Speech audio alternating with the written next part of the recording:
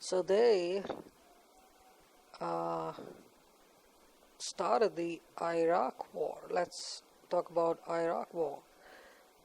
That was not just the oil thing there, or the conflict with the Saddam Hussein. If you can see, Iraq was the ancient Mesopotamia.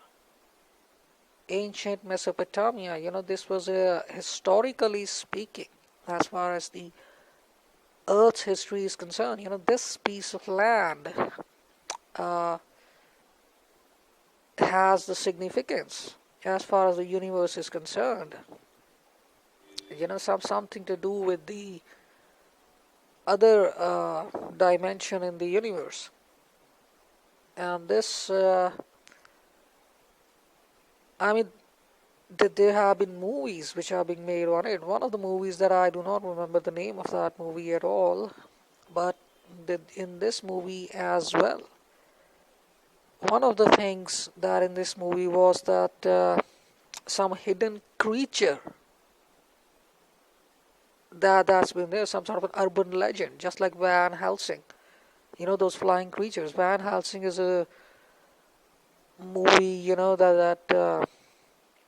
I mean, it's a known sort of an urban legend sort of a thing where there were miners who encountered this beast sort of a thing, flying beast, flying bat sort of a thing.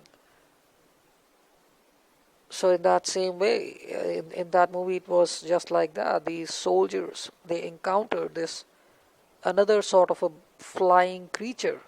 I mean, they went in there to fight with the insurgents, the Iraqi soldiers, but instead they find themselves encountering something different there in the desert sands. And another uh, thing that emerged was is this there's another theory that came up with that there is a stargate which was hidden there, that there was some sort of a stargate that in some location in Iraq at some place where there is this something that is a stargate sort of a thing which can connect, it can teleport a human being from this dimension to another dimension somewhere in the universe. For example, let's say you reach this thing, whatever this shit is, Stargate, some sort of a machine hidden somewhere in Iraq. Let's say you reach it. Now you have it in front of you, and you press some button, you do something, some sort of an activation process, and you will be teleported from this location to another location in the universe. Let's say it's some another planet which is 10 to 12 light years away. That type of anomaly. Now when you listen to this sort of theory, everybody will be like, oh, this just can't be, this is just some mere fictitious sort of a tale, but it's not. These types of facts do exist. I mean, so a war, it's not just merely a war for oil or some, other diplomatic sort of conflicts. So when a war is being started, a lot many things go in it. It's a multi-reality sort of a thing, just like we live in a world. It's not just merely the surface level.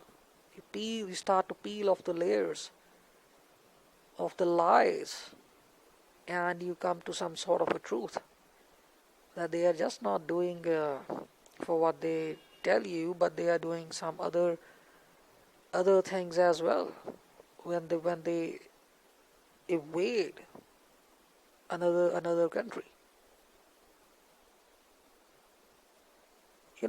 These people have, I mean, New World Order is something which is not new now. We only came to know about it as latecomers. We were late and sort of like our awakening process. By the time we got awakened, the New World Order has, already been a done and dusted sort of a thing. If it's not, it's just a 1% sort of a thing that is remaining. Only the China and the Russia has been, a non-signatory nations, although they are corrupt nations. Simple as that. If a nation is corrupt, the people of that nation are corrupt. It doesn't matter even if they are not able to, do it through a war, but they can still do it having diplomatic relations with them, setting up their corporate offices over there, setting up their privatized, the organizations over there so that they can infiltrate it. Just like in the East, I live in India. I mean, this country is very much part of their New World Order agenda.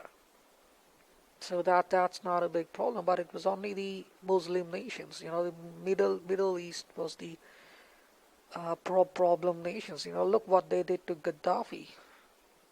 It's not just the Saddam Hussein. But look what they did to uh, Muammar Gaddafi in Libya. And Syria is no. I do not even have to, expand upon it. What's happening over there?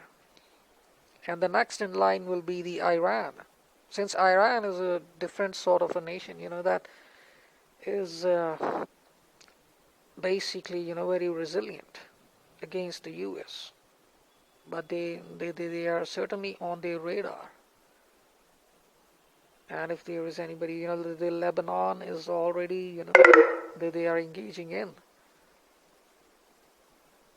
And I mean, we are technically just at the end of the completion zone, something that they want to do, set up every nation in the world in their way.